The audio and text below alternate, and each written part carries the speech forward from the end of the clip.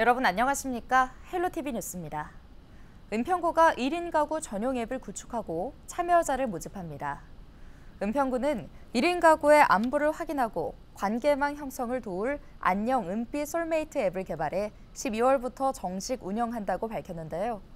1인 가구 전용 앱은 안부 확인뿐 아니라 식사 기록, 걷기, 추천 명소 방문, 문화예술 체험 등의 다양한 콘텐츠를 제공합니다. 또 참여 실적에 따라 소통 포인트가 지급되며 적립된 소통 포인트는 은평사랑 상품권으로 전환해 사용할 수 있습니다. 참여 대상은 기준 중위소득 150% 이하 중장년 1인 가구로 참여를 원하는 주민은 다음 달 15일까지 주소지 동주민센터에 방문해서 신청하면 됩니다. 조희연 전 서울시 교육감의 교육감직 상실로 오는 16일 서울시 교육감 보궐선거가 치러지죠. 이번 보궐선거에는 4명의 후보가 서울의 공교육을 다시 잡겠다는 각오로 선거전에 돌입했는데요.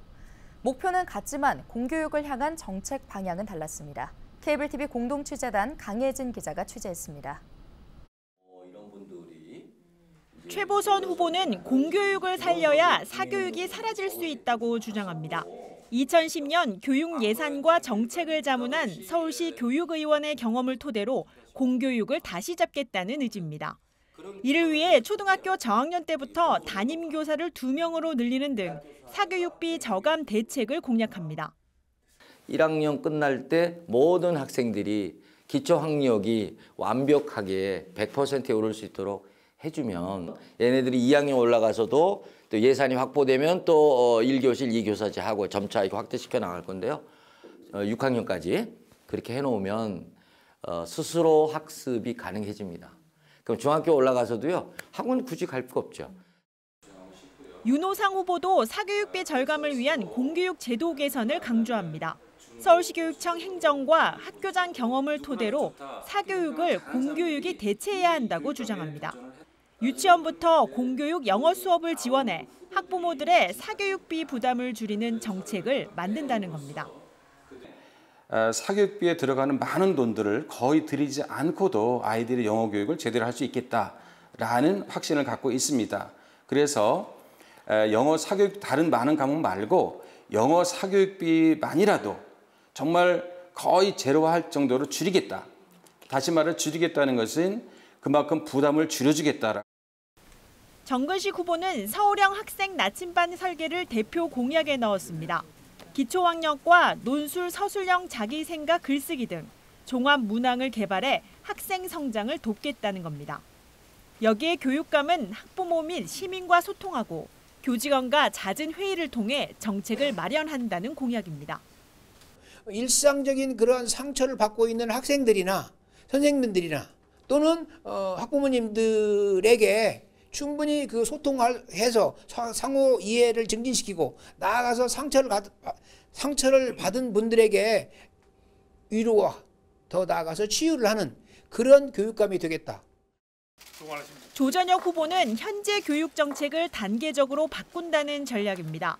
학생들의 기초학력 신장을 우선 추진하고 서울형 혁신학교 폐지를 공약했습니다.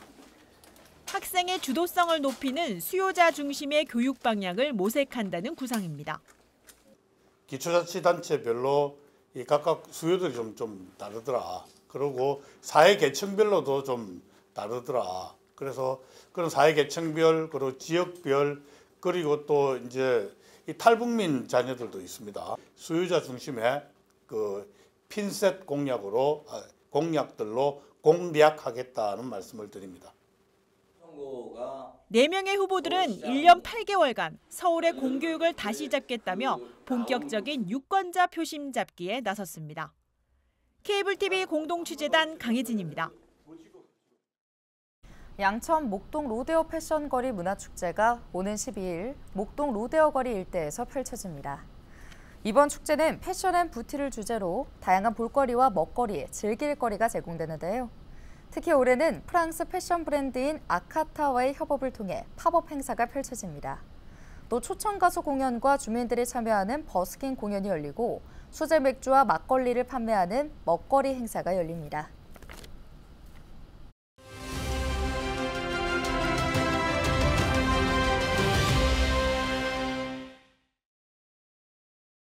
새롭게 구성된 지방의회 후반기 의장단을 소개하는 연석보도 시간입니다. 오늘은 양천구 의회 임준희 복지건설위원장을 만나 복지건설위원회 역할과 후반기 의정활동 계획을 들어보도록 하겠습니다.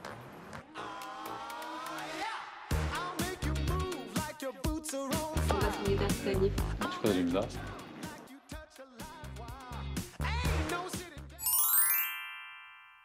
우선 제9대 양천구의회 후반기 복지건설위원장이라는 중책을 맡겨주신 동료 의원들과 구민 여러분께 진심으로 감사드립니다.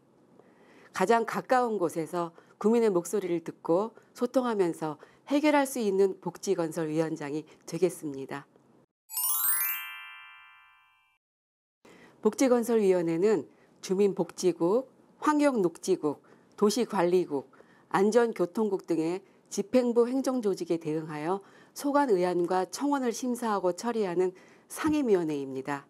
모든 계층을 아우르는 복지, 환경과 녹지, 공원 청소, 도시계획, 재건축, 부동산, 도로, 치수, 교통, 주차, 그리고 가장 중요한 구민의 안전. 이처럼 실생활과 밀접한 부서를 담당하는 만큼 양천 구민의 생활을 가장 가까이에서 다루는 상임위원회라고 보시면 됩니다. 지난 2년을 돌이켜보건대 기억에 남고 또 지역 주민들에게 많은 호응을 받았던 사업 몇 개를 뽑아본다면 첫 번째로 안안천변의 황토길을 조성해서 지역 주민들의 관광과 여가 생활에 도움을 드렸다고 자부합니다. 이 사업은 그 후에 많은 지역에서 벤치마킹을 해가는 모범 사례가 되었습니다. 그리고 최근에 양천구청역 일대를 정비해서 자전거 거치대 공간을 대폭 늘리고 흡연부스를 설치하고 해누리 정원을 재정비하여 양천구청역을 이용하시는 인근 주민들의 각종 불편을 해결하는 데 주력하였습니다.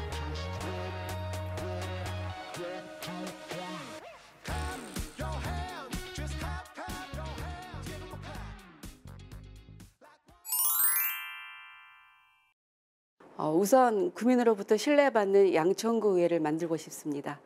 최근 음주, 성범죄, 약물, 사행성 개임 등 사회적으로 논란이 되는 이슈들이 많습니다. 당연히 우리 의원님들도 청렴하게 열심히 의정활동을 하고 계시지만 변화하는 사회의 요구에 맞춰 의원들 스스로 더욱 앞장서서 구민의 모범이 되어야 한다고 생각합니다. 이를 위한 각종 행동규범, 윤리규범 관련 조례를 재정비하고 있습니다. 아마 이 조례들이 발의되고 상정되면 전국 최초의 사례가 될 것이라고 생각합니다. 우리 복지건설위원회는 양천 구민의 실생활과 복지를 담당하는 상임위원회입니다. 현장 중심으로 소통과 신속한 문제 해결을 목표로 하겠습니다. 또한 제 지역구가 신정 6동 7동입니다. 목동 아파트 재건축, 신정 차량기지 이전이라는 큰 이슈가 있습니다. 도시계획, 도시재건축 관련 부서를 관장하는 복지건설위원장으로서 이 현안들에 조금이라도 보탬이 되어 신속하게 추진되기를 희망합니다. 의회는 구민을 대표하여 집행부를 견제하고 감시하며 또한 사안에 따라서는 집행부와 협조하여 구정이 원활히 돌아갈 수 있도록 쌍끌이를 하는 기관입니다. 양천구 의원들은 각자의 자리에서 맡은 바 소임을 다하고 있습니다.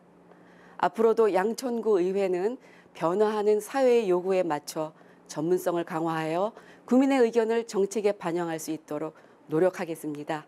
구민 여러분께서도 양천구 의회와 의원들이 제 역할을 다할 수 있도록 믿고 지지해 주시기 바랍니다. 감사합니다.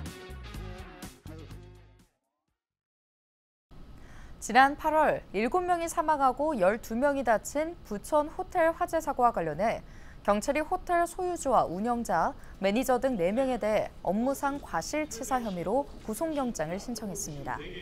경찰은 수사 결과 810호 객실 에어컨의 연결 전선에서 전기적인 요인으로 화재가 발생했고 호텔 관계자가 화재 경보기를 껐다가 재작동시켜 인명피해가 늘어났다고 밝혔습니다.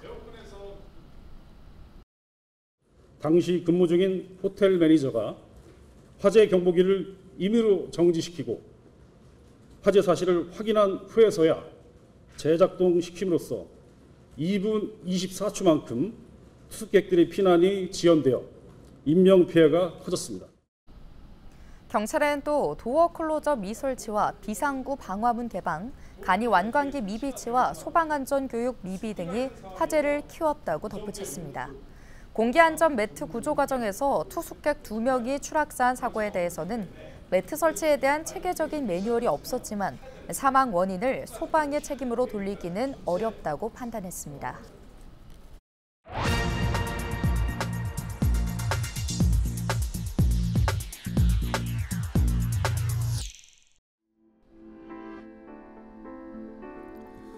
최근 이른바 응급실 뺑뺑이로 인한 환자 사망 사고가 잇따르고 있죠. 지난달 17일 부산에서는 받아줄 병원을 찾지 못한 30대 여성 환자가 4시간 만에 심정지로 숨지는 안타까운 일이 있었습니다.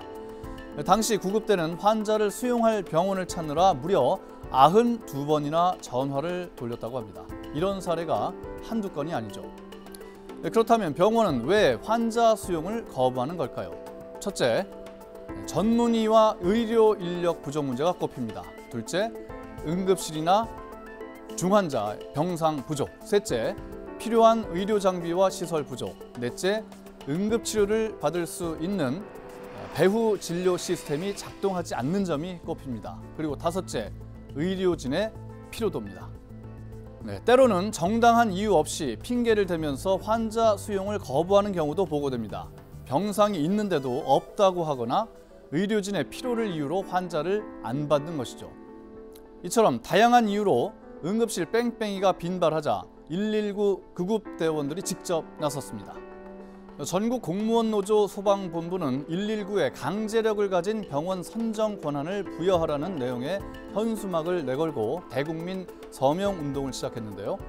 응급실 뺑뺑이를 막기 위해서는 응급환자 이송 시 병원의 수용 능력을 확인해야 한다라는 응급의료법 조항을 삭제해야 한다고 주장하고 있습니다. 의대 증원을 둘러싼 의정 갈등이 너무 오래가고 있습니다. 국민은 나도 응급실 뺑뺑이의 희생자가 될까 겁이 납니다. 정부와 의료계에 촉구합니다. 더 이상 희생자가 나오지 않도록 무릎을 맞대고 해결책을 찾아주기 바랍니다. 목숨보다 중요한 것이 무엇이겠습니까? 데스크의 눈이었습니다.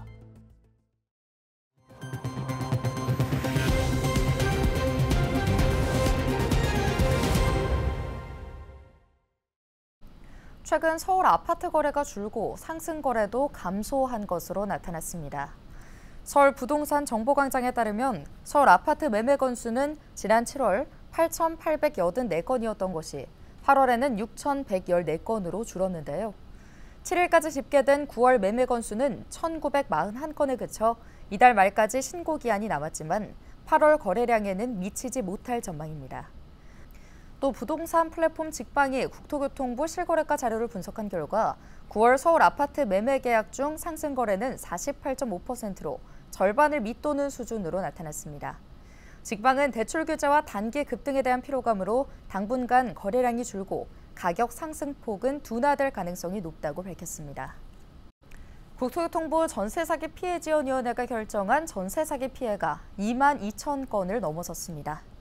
국토부는 지난 8월 28일부터 10월 2일까지 전세사기 피해지원위원회 전체 회의를 통해 2,500여 건을 심의하고 1,554건을 전세사기 피해로 결정했습니다. 전세사기 피해지원위는 지난해 6월 출범 이후 현재까지 2만 9천여 건의 전세사기 피해 신청을 심의했는데요. 이 중 2만 2,500여 건을 전세사기 피해로 결정했습니다.